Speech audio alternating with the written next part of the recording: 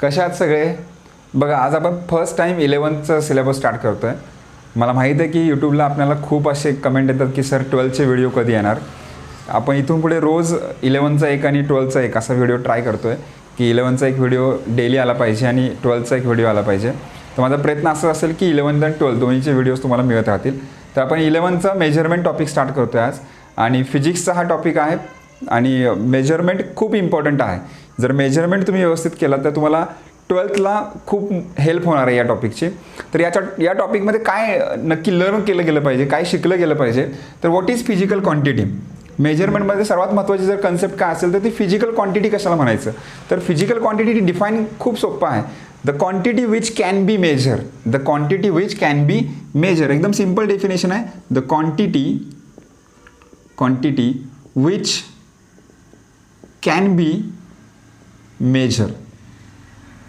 The quantity which can be measure is called physical quantity. म्हणजे काय सांगते definition, एक अशी क्वांटिटी ज्याला आपण मेजर करू शकतो. मग आपण number of day to day लाईफमध्ये आपण नंबर ऑफ क्वांटिटी मेजर करत असतो. जसं तुम्ही जर एखाद्या शॉपमध्ये गेलात तर तुम्ही शुगर मागितली, साखर मागितली, तर तुम्ही सांगता की अर्धा किलो साखर द्या, म्हणजे 500 ग्रॅम साखर द्या. म्हणजे तुम्ही साखरेला मोजलं अर्धा किलोग्रॅममध्ये किंवा किलोग्रॅममध्ये. अशा आपण नंबर ऑफ गोष्टी काय करत असतो, मेजर करत असतो. जर आपण एखाद्या बाईकवरून चाललो असलो तर एखाद्या मित्राने विचारलं की तू कितीच्या स्पीडला बाईक चालवतोय, तर सांगतो मी 60च्या स्पीडला आहे. म्हणजे तुम्ही काय करताय की व्हेलॉसिटी मेजर करताय, त्याच्यामध्ये स्पीड मेजर करताय. म्हणजे अशा नंबर ऑफ फिजिकल क्वांटिटी आहेत ज्याला आपण डे टू डे लाईफमध्ये मेजर करू शकतो. मग आता समजा मला एक्झाम्पल लिहायचे आहेत फिजिकल क्वांटिटीचे, तर तुम्ही काय काय लिहू शकता. तर याच्यामध्ये येणारा क्वेश्चन बोर्डसाठी किंवा तुमच्या एक्झामसाठी येणारा जो क्वेश्चन आहे तो असा असू शकतो, व्हॉट इज फिजिकल क्वांटिटी आणि राईट इट्स एक्झाम्पल. की फिजिकल क्वांटिटी म्हणजे काय आहे आणि त्याचे एक्झाम्पल कोणकोणते. तर फिजिकल क्वांटिटीला डिफाईन करणं एका लाईनमध्ये तुम्ही डिफाईन करू शकता. The quantity which can be measure, ज्या क्वांटिटीला आपण मोजू शकतो याला आपण फिजिकल क्वांटिटी म्हणणार आहे. आणि मग त्याचे एक्झाम्पल तुम्ही काय लिहू शकता. एक्झाम्पल टाईम, तुम्ही टाईम मोजता, किती सेकंड झाले, किती तास झाले, म्हणजे time is a physical quantity. Length, तुम्ही लेंथ मेजर करू शकता, म्हणजे लेंथ फिजिकल क्वांटिटी आहे. मास, तुम्ही मास मेजर करता किलोग्रॅममध्ये. टाईम मेजर करता सेकंडमध्ये, आवरमध्ये, मिनिटमध्ये. लेंथ मेजर करता सेंटीमीटर, मीटर, मिलीमीटर, इंच, फूट. म्हणजे हे सगळे काय आहेत त्याचे युनिट आहेत. म्हणजे आपण ज्या क्वांटिटीला मेजर करू शकतो त्याला आपल्याला फिजिकल क्वांटिटी म्हणायचं आहे. एक्झाम्पल म्हणून आपण इथं त्याचे एक्झाम्पल, फॉर एक्झाम्पल आपण घेऊ शकतो. टाईम फिजिकल क्वांटिटी आहे, लेंथ तुमची फिजिकल क्वांटिटी आहे, नंतर मास फिजिकल क्वांटिटी आहे, ल्युमिनस इंटेन्सिटी आहे, अमाऊंट ऑफ सबस्टन्स आहे, टेम्परेचर आहे, फोर्स आहे, प्रेशर आहे, kinetic energy, potential energy. Number of physical quantity आहेत. ओके, तर तुम्हाला लक्षात आलं असेल की फिजिकल क्वांटिटी कशाला म्हणायचं. तर physical quantity, the quantity which can be measure. Okay, next पॉईंटकडे जाऊया आपण. नेक्स्ट जो पॉईंट आहे तो युनिट. मग आता मी मगाशी बोलता बोलून गेलो की मासला तुम्ही किलोग्रॅममध्ये, म्हणजे जर तुम्ही शॉपमध्ये गेला तर तुम्ही सांगता की किलोग्रॅममध्ये आम्हाला मास, म्हणजे 1 किलोग्रॅम साखर द्या. मग किलोग्रॅम काय आहे त्याचं युनिट आहे. किंवा जर तुम्ही इथून एखाद्या ठिकाणावरून दुसऱ्या ठिकाणी गेलात तर तुम्ही सांगता की महाडपासून माणगाव 21 किलोमीटर आहे किंवा 30 किलोमीटर आहे. म्हणजे तुम्ही 30 किलोमीटर डिस्टन्स सांगता की एवढं डिस्टन्स आहे. म्हणजे प्रत्येक फिजिकल क्वांटिटीला काहीतरी युनिट असणं गरजेचं आहे. मग युनिटची डेफिनेशन काय आहे. द स्टँडर्ड रेफरन्स, युनिटची डेफिनेशन ही तुमची फिजिकल क्वांटिटी डेफिनेशन होती. आता आपण युनिटची डेफिनेशन बघतोय. The reference standard use for measurement. एकदम सिंपल डेफिनेशन आहेत. The reference standard use for measurement म्हणजे एक आपण स्टँडर्ड रेफरन्स यूज करणार आहे. स्टँडर्ड, ओके, आपण एक स्टँडर्ड रेफरन्स यूज करणार आहे. कशासाठी, मेजरमेंट करण्यासाठी. म्हणजे एखादी वस्तू मोजण्यासाठी आपण स्टँडर्ड रेफरन्स यूज केला गेला पाहिजे. जसं मासला मोजायचं असेल तर किलोग्रॅम हा आपला स्टँडर्ड रेफरन्स आहे. जर लेंथला मोजायचं असेल तर मीटर हा आपला स्टँडर्ड रेफरन्स आहे. सेंटीमीटर सुद्धा आहे, मिलीमीटर सुद्धा आहे, इंच सुद्धा आहे, फूट सुद्धा आहे. जसं मासला मोजण्यासाठी पाऊंड सुद्धा आहे, केजी सुद्धा आहे, किलोग्रॅम सुद्धा आहे, ग्रॅम सुद्धा आहे. म्हणजे असे नंबर ऑफ काय आपले आहेत, युनिट आहेत. राईट. मग या डिफरंट टाइप्स ऑफ युनिट कोणते असतात. आपला नेक्स्ट जो पॉईंट आहे इथं काय आहे, डिफरंट सिस्टीम ऑफ युनिट. की डिफरंट सिस्टीम कोणकोणत्या आहेत. तर याच्यामध्ये खूप टाइप्स ऑफ सिस्टीम आहेत. एक तर तुम्हाला याच्यामध्ये सिस्टीम माहीत पाहिजे की MKS सिस्टीम काय कशाला म्हणतात. MKS आहे, सेकंड आहे CGS सिस्टीम आहे, थर्ड सिस्टीम आहे FPS सिस्टीम आहे, आणि फोर्थ मोस्ट इम्पॉर्टंट सिस्टीम जी आहे आपली ती SI आहे, ज्याचा यूज आता ऑल ओव्हर द वर्ल्ड केला जातो. ऑल ओव्हर दी वर्ल्ड, पूर्ण जगामध्ये जेवढ्या कंट्रीज आहेत 187 माझ्या नॉलेजनुसार, त्या 187 कंट्रीमध्ये या सिस्टीमचा यूज केला जातो. System of international system, IS international system किंवा सिस्टीम इंटरनॅशनल असं तुम्ही म्हणू शकता. तर आपल्याला या डिफरंट टाइप्स ऑफ सिस्टीम बघायचे आहेत. MKS का आहे तर मीटर किलोग्रॅम सेकंड, एकदम सिंपल पार्ट आहे, मीटर किलोग्रॅम सेकंड. म्हणजे याचा अर्थ यांच्यामध्ये या सिस्टीममध्ये जी लेंथ आहे ती कशामधली मोजली जाते, मीटरमध्ये मोजली जाते. जो मास आहे ते मास कशामध्ये मोजलं जातं, किलोग्रॅममध्ये मोजलं जातं. आणि जो टाईम आहे तो टाईम याच्यामध्ये सेकंडमध्ये मोजला जातो. म्हणून MKS सिस्टीम याला म्हणतात मीटर किलोग्रॅम सेकंड. आणि ही जी CGS सिस्टीम आहे त्याच्यामध्ये जी लेंथ आहे ती सेंटीमीटरमध्ये मोजली जाते. ग्राम नोंदलेलं त्यांनी, म्हणजे मासला ग्रॅममध्ये मोजलं जातं आणि टाईमला पुन्हा सेकंडमध्येच मेजर केलं जातं. म्हणून त्याला म्हणतात CGS सिस्टीम.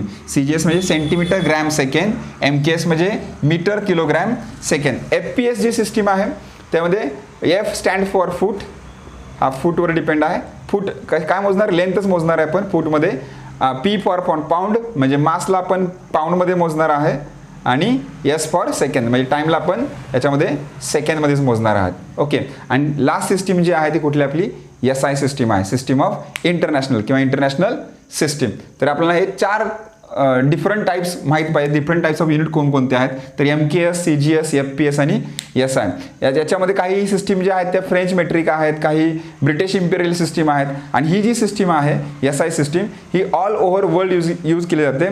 याच्यासाठी एक जनरल कॉन्फरन्स भरवली गेली होती लंडनमध्ये. आणि त्या लंडनमध्ये ज्या कंट्री आहेत सगळ्या वर्ल्डमधल्या त्या सगळ्या कंट्री इथं आल्या होत्या. आणि त्या कंट्रीनी एकत्र मिळून या सिस्टीमचं काय केलेलं आहे, ॲडॉप्ट केलेलं आहे की आम्ही इथून पुढे काय करणार, SI सिस्टीमचा यूज करणार आहे. आणि SI सिस्टीममध्ये मग सांगितलं गेलं की तुम्ही जे लेंथ आहे ती कंपल्सरी मीटरमध्येच मेजर करायची, कुणीही सेंटीमीटरमध्ये मेजर करायचं नाही. म्हणजे काही रिस्ट्रिक्शन टाकले गेले आणि या सिस्टीमचा उदय झाला. त्याच्यानंतर आपण पुढे बघणार आहे की फंडामेंटल क्वांटिटी कशाला म्हणायचं आहे. राईट, फंडामेंटल क्वांटिटी कशाला म्हणायचं, एकदम सिंपल डेफिनेशन आहे. The quantity which do not depend upon any other physical quantity. एकदम सिंपल डेफिनेशन आहे. बघा काय म्हणतो मी, the quantity, the physical quantity म्हटलं तर चालेल. The physical quantity which do not depend on any other physical quantity is called fundamental quantity.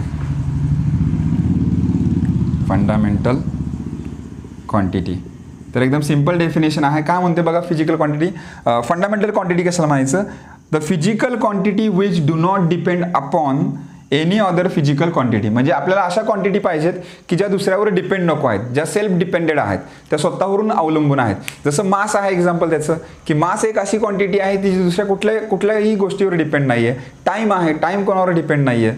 बरोबर आहे. अशा 7 फंडामेंटल क्वांटिटी आहेत ज्या आपण त्यांना फंडामेंटल क्वांटिटी म्हणतो. मग त्या 7 फंडामेंटल क्वांटिटी आहेत कोणकोणत्या, तर पहिली आहे लेंथ ही एक फंडामेंटल क्वांटिटी आहे ज्याला आपण मीटरमध्ये मेजर करतो. त्याचं सिम्बॉल आहे M. नंतर आपण मास आहे, मासला आपण किलोग्रॅममध्ये मेजर करतो, किलोग्राम. त्याचं सिम्बॉल आहे kg. नंतर टाईमला आपण मेजर करतो सेकंडमध्ये, तर सिम्बॉल आहे S. नंतर आपण टेम्परेचरला मेजर करतो, टेम्परेचरला आपण केल्विनमध्ये मेजर करतो, केल्विन हे त्याचं युनिट आहे K. नंतर इलेक्ट्रिक करंट आहे, इलेक्ट्रिक करंटला आपण ॲम्पियरमध्ये मेजर करतो, ज्याचं युनिट आहे A. नंतर ल्युमिनस इंटेन्सिटी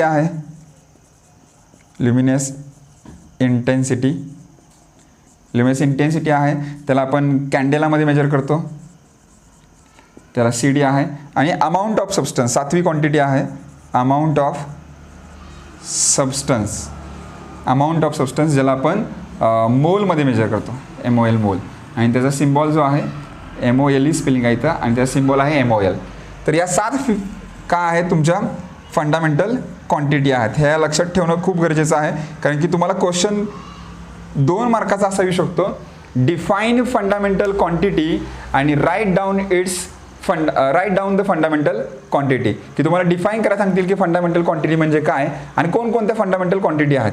तर फंडामेंटल क्वांटिटी कशाला म्हणणार आहात तुम्ही, तर फंडामेंटल क्वांटिटी म्हणजे काय, the physical quantity which do not depend upon any other physical quantity. एक अशी क्वांटिटी तुम्हाला मेजर करायची आहे की जी दुसऱ्या कुठल्याही फिजिकल क्वांटिटीवर डिपेंड नाही. जसं बघा ना, लेंथ कशावरही डिपेंड नाही आहे, मास नाही आहे, टाईम नाही आहे, टेम्परेचर नाही आहे, इलेक्ट्रिक करंट नाही आहे, लिमिनेस इंटेन्सिटी नाही आहे आणि अमाऊंट ऑफ सबस्टन्स सुद्धा नाही आहे. म्हणजे या क्वांटिटी दुसऱ्या कुठल्याही फिजिकल क्वांटिटीवर डिपेंड नाहीत. जर मी याच्यामध्ये फोर्स एक्झाम्पल घेतलं तर फोर्स हा मास आणि ॲक्सिलरेशनवर डिपेंड आहे. कारण की तुम्हाला फॉर्म्युला माहीत आहे की फोर्सचा फॉर्म्युला मास इंटू ॲक्सिलरेशन असतो, म्हणजे मास इंटू ॲक्सिलरेशन.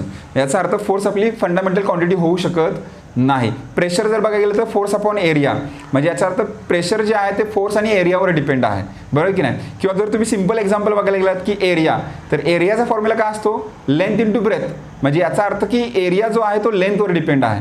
किंवा जर तुम्ही व्हॉल्यूम हे एक्झाम्पल घेतलं तर व्हॉल्यूमचा फॉर्म्युला असतो length into breadth into height, याचा अर्थ हा सुद्धा लेंथवर डिपेंड आहे. म्हणजे यांना आपल्याला फंडामेंटल म्हणता येणार नाही. मग जर फंडामेंटल म्हणता येत नसेल तर अशा क्वांटिटीला काय म्हटलं जातं, तर अशा क्वांटिटीला डिराइव्ड क्वांटिटी म्हटलं जातं. काय म्हटलं जातं, डिराइव्ड क्वांटिटी. तर तुम्हाला फंडामेंटल क्वांटिटी डेफिनेशन लिहिता आली पाहिजे. ह्याच्यामध्ये फंडामेंटल युनिट सुद्धा आहे की फंडामेंटल युनिट कशाला म्हणायचं, तर सिंपल डेफिनेशन आहे, the quantity which measure the fundamental quantity is called fundamental unit. म्हणजे फंडामेंटल क्वांटिटीला मेजर करतात जे युनिट असतं त्यालाच आपण म्हणणार आहे फंडामेंटल युनिट म्हणणार आहे. डिराइव्ड क्वांटिटीची डेफिनेशन काय असणार आहे, सेम डेफिनेशन असणार आहे, the physical quantity which depend upon. फक्त आपण काय करणार आहे, हा डू नॉट जो वर्ड आहे तो फक्त रिमूव्ह करणार आहे. The physical quantity which depend upon any other physical quantity is called फंडामेंटलच्या ऐवजी आपण इथे लिहिणार आहे डिराइव्ड क्वांटिटी. ह्या कसल्या क्वांटिटी आहेत, डिराइव्ड क्वांटिटी आहेत. म्हणजे जर एखादी क्वांटिटी दुसऱ्या क्वांटिटीवर डिपेंड असेल तर त्याला आपण काय म्हणणार आहे, डिराइव्ड क्वांटिटी म्हणणार आहे. आणि जर डिपेंड नसेल तर त्याला आपण काय म्हणणार आहे, फंडामेंटल क्वांटिटी म्हणणार आहेत. मग डिराइव्ड क्वांटिटी कुठल्या कुठल्या आहेत का ते आपण बघूया, पण त्याच्या अगोदर तुम्ही याचा स्क्रीनशॉट घ्या. हा स्क्रीनशॉट घ्या आणि याच्यावर नोट्स तुम्हाला काढायचे आहेत. हा बघा, आत्ता आपण जस्ट काय काय बघितलेलं आहे. एक तर फिजिकल क्वांटिटी कशाला म्हणायचं, एकदम सिंपल वेमध्ये मी तुम्हाला सांगितलं की फिजिकल क्वांटिटी म्हणजे ज्या क्वांटिटीला आपण मेजर करू शकतो, मोजू शकतो. मग तुम्ही काहीही मोजता ना, आपण काहीही मेजर करू शकतो. जसं आपण शुगर शॉपमध्ये गेल्यानंतर किंवा एखादी वस्तू घेताना मोजतो की किती ग्रॅमची आहे, किती किलोग्रॅमची आहे. किंवा तुम्ही डिस्टन्स ट्रॅव्हल केलं तर मोजता की आम्ही किती डिस्टन्स ट्रॅव्हल केलं. गाडीमध्ये बसल्यानंतर आपण बघतो गाडीचं स्पीड किती आहे ते मेजर करता. म्हणजे अशा सगळ्या क्वांटिटी काय आहेत, तुमच्या फिजिकल क्वांटिटी आहेत. तर तुम्हाला क्वेश्चन काय येऊ शकतो एक्झाममध्ये की define physical quantity and write down its unit. Physical quantity म्हणजे काय आणि त्याचे डिफरंट टाइप्स ऑफ एक्झाम्पल कोणकोणते आहेत. तर तुम्हाला इझिली सांगता आलं पाहिजे, the quantity which can be measure, ज्या क्वांटिटीला आम्ही मोजू शकतो तिला फिजिकल क्वांटिटी म्हणणार आहे. आणि त्याचे एक्झाम्पल काय आहेत, लेंथ, मास, टाईम, टेम्परेचर हे त्याचे एक्झाम्पल आहेत. त्याच्यानंतर आपण बघितलं की फिजिकल क्वांटिटीला आपल्याला काय करता येतं, स्प्लिट करता येतं फंडामेंटल क्वांटिटी आणि डिराइव्ड क्वांटिटीमध्ये. मग फंडामेंटल क्वांटिटी कशाला म्हणायचं, those quantity which do not depend upon any other physical quantity. म्हणजे एक अशा क्वांटिटी ज्या दुसऱ्या कुठल्याही क्वांटिटीवर डिपेंड नाही आहेत, याला आपण म्हणणार आहे फंडामेंटल क्वांटिटी. मग जसं लेंथ आहे तर लेंथला मोजण्यासाठी कुठला फॉर्म्युला आहे का, नाहीच आहे. लेंथला आपल्याला प्रत्यक्षात जाऊन मोजावं लागतं की बाबा या इथे एक माणूस उभा आहे, या ठिकाणी एक माणूस उभा आहे, या ठिकाणी एक माणूस उभा आहे, तर या दोघांमधलं डिस्टन्स किती आहे हे आपल्याला प्रत्यक्ष स्केल लावून मोजावं लागेल की डिस्टन्स किती आहे. हा कुठल्या दुसऱ्या एखाद्या क्वांटिटीवर डिपेंड आहे. परंतु जर फोर्सला मेजर करायचं असेल तर फोर्सला आपण काय करतो, मास इंटू ॲक्सिलरेशन, की त्याचं मास किती आहे आणि तो किती ॲक्सिलरेट झालेला आहे. ह्या दोन क्वांटिटी मोजाव्या लागतात. म्हणजे आपल्याला फोर्स जर मेजर करायचं झालं तर फोर्सचा फॉर्म्युला तुम्हाला माहिती असणं गरजेचं आहे, मास इंटू ॲक्सिलरेशन. म्हणजे याचा अर्थ फोर्स हा मासवर पण अवलंबून आहे आणि ॲक्सिलरेशनवर पण अवलंबून आहे. म्हणजे हा या दोघांच्यावर डिपेंड आहे. पण आपण फंडामेंटल क्वांटिटी बघतोय, आपल्या फंडामेंटल क्वांटिटीमध्ये लेंथ आपण म्हणलेला आहे. म्हणजे ही क्वांटिटी तशी कुठल्या फॉर्म्युल्यामध्ये बसते का, नाही बसत. परंतु जर तुम्ही याला डीपमध्ये गेलात, जसं आपल्या इकडे फंडामेंटल क्वांटिटी लेंथ आहे, मास आहे, बरोबर आहे ना, टाईम आहे, तर या क्वांटिटीत जर तुम्ही व्यवस्थित गेलात तर एम म्हणजे मास, म्हणजे याचा अर्थ हा जो फोर्स आहे तो मासवर डिपेंड आहे आणि मास आपली फंडामेंटल क्वांटिटी आहे. म्हणजे याचा अर्थ ही क्वांटिटी फंडामेंटल होऊ शकत नाही. तुमचा जो फोर्स आहे तो कधीच फंडामेंटल होणार नाही, परंतु तुमचा मास जो आहे तो फंडामेंटल आहे. कारण की मास कोणावर डिपेंड नाही. जी क्वांटिटी कोणावरही डिपेंड नसते तिला फंडामेंटल म्हणायचं आपल्याला. जसं लेंथ आहे, आता बघा ना, ॲक्सिलरेशनच्या मध्ये गेलो आपण तर ॲक्सिलरेशनचा फॉर्म्युला असतो change in velocity upon time. म्हणजे याचा अर्थ ॲक्सिलरेशन व्हेलॉसिटी आणि टाईमवर डिपेंड आहे. आणि टाईम जी आहे ती आपली टाईम क्वांटिटी काय आहे, फंडामेंटल आहे. कारण की टाईम कोणावर डिपेंड नाही आहे. याचा अर्थ ॲक्सिलरेशन टाईमवर डिपेंड आहे. जर तुम्ही व्हेलॉसिटीला सेपरेट केलं तर व्हेलॉसिटीचा फॉर्म्युला असतो डिस्प्लेसमेंट अपॉन टाईम. म्हणजे याचा अर्थ पुन्हा वेलॉसिटी डिस्प्लेसमेंट आणि टाईमवर डिपेंड आहे. पुन्हा टाईम आलं म्हणजे या ज्या क्वांटिटी इथे येतात ते या 3 क्वांटिटीवर डिपेंड आहेत. याचा अर्थ ही क्वांटिटी फंडामेंटल होऊ शकत नाही. ही क्वांटिटी फंडामेंटल होऊ शकत नाही. फंडामेंटल होऊ शकत नाही. मग फंडामेंटल काय होणार आहे? लेंथ, मास, टाइम, टेम्परेचर आहे तुमचं, इलेक्ट्रिक करंट आहे ज्याला आपण आय म्हणू शकतो. Electric current is represented by I. नंतर ल्युमिनस इंटेन्सिटी आहे आणि अमाऊंट ऑफ सबस्टन्स आहेत. अशा 7 क्वांटिटी तुम्हाला फक्त लक्षात ठेवायचे. 1 2 3 4 5 6 आणि 7 या 7 क्वांटिटी आपल्या काय आहेत? फंडामेंटल आहेत. की यांच्यावर बाकी सगळ्या क्वांटिटी काय आहेत? डिपेंड आहेत. आणि डिराइव्ड क्वांटिटी म्हणजे काय? Those quantity which depend upon fundamental quantity. अशा क्वांटिटी ज्या फंडामेंटल क्वांटिटीवर काय आहेत? डिपेंड आहेत. सिंपल डिफाईन करत असताना आपण असं करणार आहे की डिराइव्ड क्वांटिटी कशाला म्हणायचं? ज्या क्वांटिटी फंडामेंटलवर डिपेंड आहेत. जसं बघितलं आपण फोर्स आपला मासवर डिपेंड होता, ॲक्सेलरेशनवर डिपेंड होता, म्हणजे फोर्स आपला काय आहे? डिराइव्ड क्वांटिटी आहे. जर समजा मी सांगितलं व्हॉल्यूम, तर व्हॉल्यूमचा फॉर्म्युला असतो length into breadth into height. लांबी गुणिले रुंदी गुणिले उंची. म्हणजे याचा अर्थ व्हॉल्यूम जो आहे तो लेंथवर पण डिपेंड आहे, ब्रेथवर पण डिपेंड आहे आणि हाईटवर पण डिपेंड आहे. मग याला फंडामेंटल म्हणता येईल का? नाही म्हणता येणार. कारण की कोणाला म्हणता येतं फंडामेंटल? जे कोणावर डिपेंडच नाही आहेत. बरोबर की नाही? जसं आपण याचं एक्झाम्पल घेतलं समजा एरिया, तर एरियाचा फॉर्म्युला असतो लेंथ इंटू ब्रेथ, लांबी गुणिले रुंदी. मग याचा अर्थ एरिया या दोघांच्यावर डिपेंड आहे. मग याला फंडामेंटल म्हणता येणार नाही. समजा तुम्ही एक्झाम्पल घेतलं डेन्सिटी, ज्याला आपण मराठीमध्ये घनता म्हणतो, तर डेन्सिटीचा फॉर्म्युला जो आहे तो मास पर व्हॉल्यूम आहे. याचा अर्थ आपला जो डेन्सिटी आहे तो मास आणि व्हॉल्यूमवर डिपेंड आहे. म्हणजे याचा अर्थ डेन्सिटी आपली डिराइव्ड क्वांटिटी आहे, तिला आपल्याला फंडामेंटल क्वांटिटी म्हणता येणार नाही. तर तुम्हाला इथपर्यंत व्यवस्थित समजलं असेल की what is fundamental quantity, what is derived quantity, त्यांचे एक्झाम्पल काय असतात आणि व्हॉट इज फिजिकल क्वांटिटी. आणि युनिट कशाला म्हणायचं? तर युनिट कशाला म्हणणार आहात? The standard reference use for measurement. एक स्टँडर्ड रेफरन्स यूज केला जातो एखादी गोष्ट मोजण्यासाठी. जसं किलोमीटर आहे, मीटर आहे, सेंटीमीटर आहे, मिलीमीटर आहे, इंच आहे, फूट आहे. बरोबर ना? असे नंबर ऑफ जे युनिट आहेत त्याला आपण काय म्हणतो? युनिट असं म्हणत असतो. Standard reference use for measurement. Okay. तर आता आपण बघणार आहे की डायमेन्शनल ॲनालिसिस कसं लिहायचं. खूप मोस्ट ऑफ स्टुडंटला हा प्रॉब्लेम असतो की, आणि तुम्ही जेईला नीटला गेलात तर तुम्हाला एक तरी क्वेश्चन असा दिसतो किंवा बोर्डच्या एक्झाममध्ये तुम्हाला एक तरी असा क्वेश्चन दिसतो, राईट द डायमेन्शन ऑफ. की आम्ही तुम्हाला खाली काही फिजिकल क्वांटिटी देत आहोत, त्याचं तुम्हाला काय लिहायचं आहे? डायमेन्शन लिहायचं आहे. तर डायमेन्शन लिहिणं खूप इझी असतं. डायमेन्शन लिहित असताना बघा, समजा मला डायमेन्शन सांगितलेलं आहे. Always dimension is write in the form of LMT. हे लक्षात ठेवा पहिल्यांदा की LMTच्या फॉर्ममध्ये डायमेन्शन लिहिलं जातं. की आपले जे फंडामेंटल क्वांटिटी आहेत त्यांचेच हा सिम्बॉल आहेत. L म्हणजे लेंथ, M म्हणजे मास आणि T म्हणजे टाईम. हे लक्षात ठेवा की L म्हणजे आपला काय आहे? लेंथ आहे, लेंथ. M म्हणजे काय आहे? मास आहे. आणि T म्हणजे काय आहे? टाईम आहे. ओके. आता जर मला कोणी सांगितलं की सर तुम्ही डायमेन्शन लिहा आणि मला सांगितलं की सर तुम्ही लेंथचं डायमेन्शन लिहा, LENGTH, लेंथचं डायमेन्शन, तर मी इझिली लेंथचं डायमेन्शन लिहू शकतो की माझ्याकडे लेंथ मला काढायची आहे, म्हणजे Lचा 1 असणार आहे, मास त्याच्यामध्ये काही संबंध नाही, टाईमचा संबंध नाही. मग लेंथचं डायमेन्शन येणार आहे L1 M0 T0. जर मला कोणी सांगितलं की सर तुम्ही मासचं डायमेन्शन लिहा, तर मासचं डायमेन्शन लिहित असताना मी Lच्या वरती 0 लिहिणार आहे, M1 आणि T0 लिहिणार आहे, कारण की इथं फक्त मास आलेला आहे. जर मला कोणी सांगितलं की सर तुम्ही टाईमचं डायमेन्शन लिहा, तर मी Lला 0 लिहिणार आहे, Mला 0 लिहिणार आहे आणि Tला 1 लिहिणार आहे. बघा एकदम सिंपल डायमेन्शन सांगतो मी सुरुवातीला. आता समजा मला जर कोणी सांगितलं की सर तुम्ही एरियाचं डायमेन्शन लिहा, एरियाचं डायमेन्शन विचारलं, तर मी काय विचार करणार की अरे एरियाचा फॉर्म्युला काय आहे? लेंथ इंटू ब्रेथ आहे. बरं, मी लेंथला कशामध्ये मोजतो? मीटरमध्ये.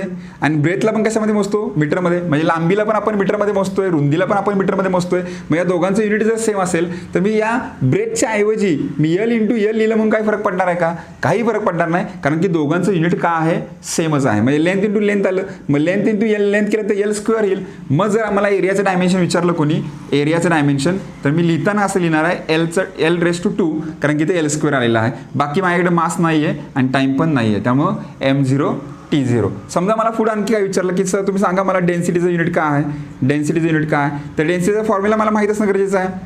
डेन्सिटीचा फॉर्म्युला आहे मास पर व्हॉल्यूम.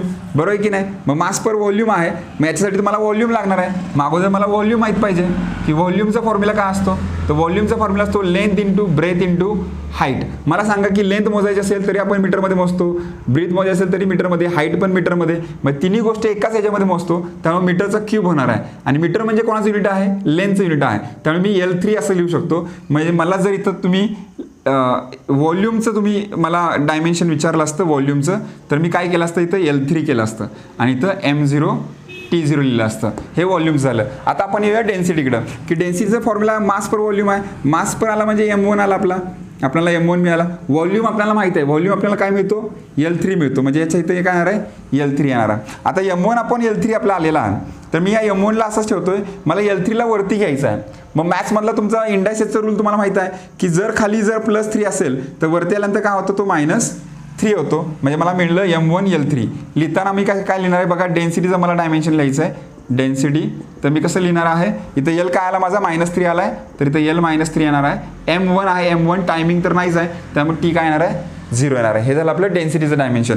नंतर मला कोणीतरी सांगितलं की सर आता तुम्ही ॲक्सलरेशन काढा किंवा व्हेलॉसिटी काढा. मला व्हेलॉसिटी कोणीतरी काढा सांगितलं, की व्हेलॉसिटीचं डायमेन्शन काय आहे, तर व्हेलॉसिटीचा फॉर्म्युला माहीत असणं गरजेचं आहे. तर velocity is equal to displacement upon time. मग डिस्प्लेसमेंट म्हणजे काय, ते डिस्टन्स. मग डिस्टन्स कशामध्ये मेजर करतो आपण, लेंथमध्ये, म्हणजे L आला. आणि टाईमला तर आपण T मध्ये मेजर करतो, L अपॉन T आलं. मग L ची पॉवर 1, T ची पॉवर 1. हा T जर वरती गेला तर तुम्हाला आता जस्ट मी सांगितलं की जर लेंथचं पॉवर वरती गेल्यानंतर मायनस होत असेल तर टाईमची पण पॉवर वरती गेल्यानंतर काय होणार आहे, मायनस होणार आहे. म्हणजे L1 T -1 येणार आहे. म्हणजे इथं मला व्हेलॉसिटीचं डायमेन्शन मिळालं. Velocity is equal to L1 आणि T मायनस मध्ये जाणार आहे T-1. ओके, इथं M लिहायचं राहिलं आहे, तो आपण M इथं लिहूया. M किती असणार आहे, 0 आणि T काय असणार आहे, -1 असणार आहे. हे माझं व्हेलॉसिटीचं डायमेन्शन असणार आहे. Now I have to find the dimension of acceleration. मला ॲक्सलरेशनचं डायमेन्शन काढायचं आहे. तर ॲक्सलरेशनचा फॉर्म्युला माहीत असला पाहिजे, व्हेलॉसिटी अपॉन टाईम. ॲक्सलरेशनचा जो फॉर्म्युला आहे तो change in velocity upon time आहे. मग आता व्हेलॉसिटीचं डायमेन्शन मला मिळालेलं आहे ऑलरेडी, L1 M0 T-1. मग मी ते टाकतो L1 M0 T-1. आणि याच्या खाली मला टाईमचं डायमेन्शन टाकायचं आहे. टाईमचं डायमेन्शन काय असतं, T1.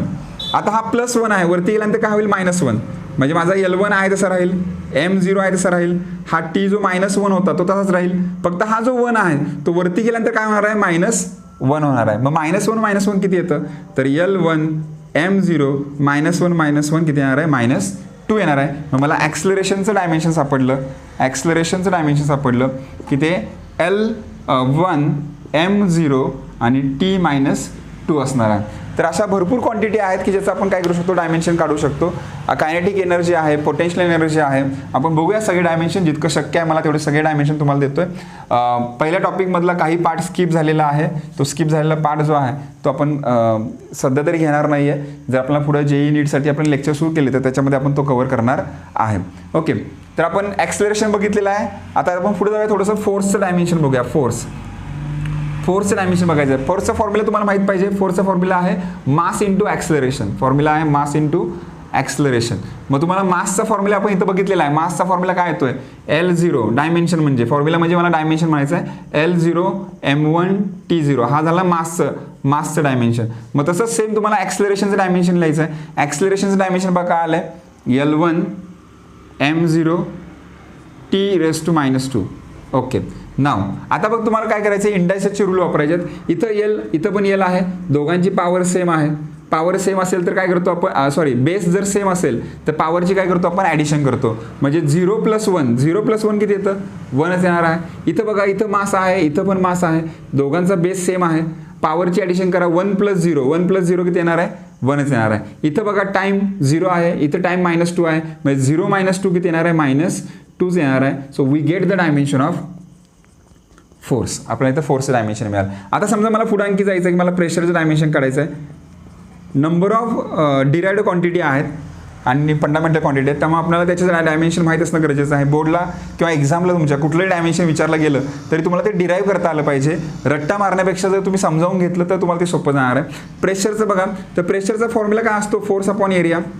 हा फॉर्म्युला माहीत असणं गरजेचं आहे. आता फोर्स अपॉन एरिया म्हणजे फोर्सचं डायमेन्शन लागणार आहे आपल्याला. इथं मी फोर्सचं डायमेन्शन लिहितो, L1 M1 T-2 divide by area. एरियाचं डायमेन्शन काय बघा, L2 काय आहे, L2. मी बाकी लिहित बसत नाही कारण की हे दोन्ही पण काय आहेत, 0च आहेत. आता हा 2+ आहे की नाही खाली बघा, मग खाली जर प्लस असेल तर वरती गेल्यानंतर काय होतो, मायनस होतो. म्हणजे याचा अर्थ काय होणार आहे, L हा तर 1 ऑलरेडी होताच, पण हा वरती गेल्यानंतर काय झाला, मायनस झाला, 1 - 2. बाकी तर M नाही आहे, T नाही आहे, मग काय लिहायची गरज नाही. याचं फक्त बेरीज वजाबाकी तुम्हाला येत असेल, ॲडिशन सबट्रॅक्शन करता येते. 1 - 2 किती येतं, -1 येतं. आणि हा M1 आणि हा T-2. असं तुम्ही प्रेशरचं डायमेन्शन पण काढू शकता. अजून काही क्वांटिटी आपण घेऊया. कायनेटिक एनर्जी आहे, अजून 1-2 क्वांटिटी आपण घेऊया. कायनेटिक एनर्जी आहे, मग कायनेटिक एनर्जीचा फॉर्म्युला काय असतो, हाफ mv².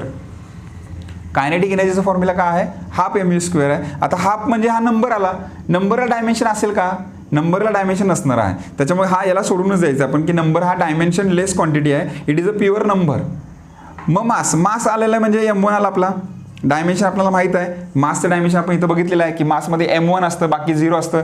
जे 0 आहे ते मी लिहित नाही आहे, फक्त मासला m1 आहे तर m1 लिहिणार आहे. v म्हणजे आपली वेलॉसिटी आहे, तर वेलॉसिटीचं डायमेन्शन बघा काय आहे, वेलॉसिटीत आहे L1 m0 आहे, लिहिणार नाही मी, L1 आणि t-1, L1 आणि t-1 आहे. पण vचा स्क्वेअर आहे म्हणून या ब्रॅकेटचा पण आपल्याला काय करावं लागेल, स्क्वेअर करावं लागेल. मग आता आपलं युनिट काय येणार आहे बघा, आपलं डायमेन्शन काय येणार आहे, m1 इन ब्रॅकेट ह्या 2 न मल्टिप्लाय करा, 2 × 1, 2 गुणिले 1 किती येतं, 2च येतं ना. आणि इथं पण 2 गुणिले 1च आहे, 2च येणार आहे, फक्त मायनस साईन असल्यामुळे -2 येणार आहे. बस बाकी आता यांना सगळ्यांना एकत्र लिहिताना आपण कसं लिहितो, पहिल्यांदा L लिहितो, नंतर m लिहितो, नंतर t लिहितो. मग L ची पॉवर बघा किती आहे, L ची पॉवर 2 आहे, m ची पॉवर बघा किती आहे 1 आहे, आणि t ची पॉवर किती आहे -2 आहे. तर असे इझिली तुम्ही डायमेन्शन काढू शकता. ज्यांना नोट करायचं आहे किंवा pause the video and note it down or take a screenshot. Okay, चला तर आत्तापर्यंत जे आपण क्वांटिटी बघितल्या त्याच्या पुढे अजून थोड्याशा 1-2 क्वांटिटी घेतो, मग आपण इथे थांबूया. जसं आता तुम्हाला बघितलं आपण कायनेटिक एनर्जी बघितलं, पोटेन्शियल एनर्जीचा पण फॉर्म्युला तुम्हाला माहीत असणं गरजेचं आहे. पोटेन्शियल एनर्जी हे सगळं तुम्हाला 10th पर्यंत झालेलं आहे बाळांनो, मी काय नवीन काय शिकवत नाही आहे, फक्त how to find the dimension it is important, की कसं फाइंड करायचं डायमेन्शन ते खूप महत्त्वाचं आहे. पोटेन्शियल एनर्जी आहे तर पोटेन्शियल एनर्जीचा फॉर्म्युला जो आहे तो काय आहे, mgh, फॉर्म्युला आहे mgh. ओके, आता m म्हणजे काय, मास. मग मासचं डायमेन्शन आपण ऑलरेडी तिकडे लिहिलं होतं, m1 असतं, बरं आहे ना. जी म्हणजे काय असतं, ॲक्सलरेशन ड्यू टू ग्रॅव्हिटी, म्हणजे मला इथं ॲक्सलरेशनचं डायमेन्शन लिहिलं पाहिजे, L1 t-1, राईट. आणि h म्हणजे हाईट म्हणजे लेंथच आहे, मग ती L1 असणार आहे. या सगळ्यांना कंबाईन करा, तुमचं येईल ते फायनल आन्सर असणार आहे. बघा पहिल्यांदा आपण L लिहितो, नंतर m लिहितो, नंतर t लिहितो. पहिल्यांदा LMT लिहून टाकायचं, मग इथं m किती आहे 1, बाकी कुठे m दिसतोय का, नाही, मग m1 आलं. पहिल्यांदा नंतर t लिहितो, t इथं कुठं आहे का, नाही, मग t-1 आला. L इथं पण आहे, इथं पण आहे, आणि दोघांमध्ये काय आहे, मल्टिप्लिकेशन आहे. जर मल्टिप्लिकेशन असेल तर आपण पॉवरची ॲडिशन करतो, म्हणजे 1 + 1 किती येणार आहे, 2. That is the dimension of potential energy. Potential energy म्हणजे स्थितीज ऊर्जा, कायनेटिक एनर्जी गतिज ऊर्जा. नंतर अजून कुठलं घेतलं आपण, डेन्सिटी घेतलं, डेन्सिटी म्हणजे घनता. नंतर फोर्स घेतलं, फोर्स म्हणजे बल. प्रेशर घेतलं, प्रेशर म्हणजे दाब. अशा आपण डिफरंट टाईप्स ऑफ क्वांटिटी घेतलेल्या आहेत. आणि आता फक्त आपल्याला एक क्वांटिटी फक्त घ्यायची आहे की इलेक्ट्रिक करंट, की करंटचं डायमेन्शन पण तुम्हाला विचारलं जाऊ शकतं. करंटची रिप्रेझेंट I, आणि करंटचा फॉर्म्युला काय असतो, तर चार्ज अपॉन टाईम. फॉर्म्युला काय आहे, चार्ज अपॉन टाईम. याचं डायमेन्शन थोडंसं आपण जे रेग्युलर डायमेन्शन लिहितो LMTच्या फॉर्ममध्ये, त्या फॉर्ममध्ये आपण जर लिहायला गेलो LMT तर ते सेट होत नाही. टाईम आहे पण तो डिनॉमिनेटरला आहे, मग टाईम जर न्यूमरेटरला आला तर मायनस होईल, म्हणजे टाईम तर मायनस होणार आहे. परंतु चार्जला आपण कशामध्ये बसवणार, तर चार्ज ऑलरेडीच करंट हा आपला जो आहे तो फंडामेंटल क्वांटिटी आहे, त्याच्यामुळे आपल्याला याच्यामध्ये अजून एक क्वांटिटी इन्क्रीज करायला लागते. LMTमध्ये I पहिल्यांदा तुमच्यामध्ये इंट्रोड्यूस होणार आहे, आणि इथं I किती येणार आहे, 1 येणार आहे. बाकी लेंथ आणि मासमध्ये याचा काही संबंध नाही, त्यामुळे L0 m0 असणार आहे. म्हणजे हा जो डायमेन्शन आहे तो फक्त तुमच्यासाठी नवीन किंवा वेगळ्या प्रकारचा आहे. बाकी सगळे डायमेन्शन LMTच्याच फॉर्ममध्ये लिहिले जातात. जर तुम्हाला व्यवस्थित समजलं असेल हा पार्ट फिजिकल क्वांटिटीचा, तर नक्कीच तुम्ही या चॅनेलला सबस्क्राईब करा. जर तुमचे काही सूचना असतील तर तुम्ही सांगा. आणि आपण 11चे क्लासेस सोमवार म्हणजे 28 तारीख उद्या, म्हणजे ही व्हिडिओ तुम्हाला आज मिळणार आहे, उद्यापासून आपण सुरू करतो आहे. जर तुमच्यामधलं कोणी इच्छुक असेल तर तुम्ही या नंबरवर कॉन्टॅक्ट करू शकता, 7387144872, किंवा सेकंड नंबर आहे 9730277622. तर आपला जो क्लास आहे किंवा क्लासचं प्लेस आहे हे महाडमध्ये आहे, बँक ऑफ बडोदाच्या बॅकसाईडला, जी जुनी सेंट झेवियर्स शाळा होती तिथंच आहे. आणि BSNL ऑफिस जे होतं सुरुवातीला त्या ऑफिसच्या इथंच आपला क्लास आहे. तर जे कोण जॉईन करणार असतील त्यांनी या 2 नंबरला कॉन्टॅक्ट करायचा आहे. आणि मंडेपासून म्हणजे उद्यापासून आपण मॉर्निंगला क्लास सुरू करत आहोत सकाळी 8 वाजता. आणि जे कोणी असे असतील की ज्यांचे कॉलेज मॉर्निंगला आहेत त्यांचं आफ्टरनूनला आपण क्लास स्टार्ट करतो आहे 12:30 वाजता. तर ज्यांना कोणाला जॉईन व्हायचं आहे त्यांनी काय करायचं, या 2 नंबरला कॉन्टॅक्ट करायचा आहे. या 2 नंबरपैकी कुठल्याही नंबरला फोन करा, तुम्हाला बाकीचा फीडबॅक किंवा बाकी जे काय तुमच्या शंका असतील ते तुमच्या इथं दूर करून दिल्या जातील. आणि जर व्हिडिओ आवडला असेल तर नक्कीच लाईक करा. थँक्यू.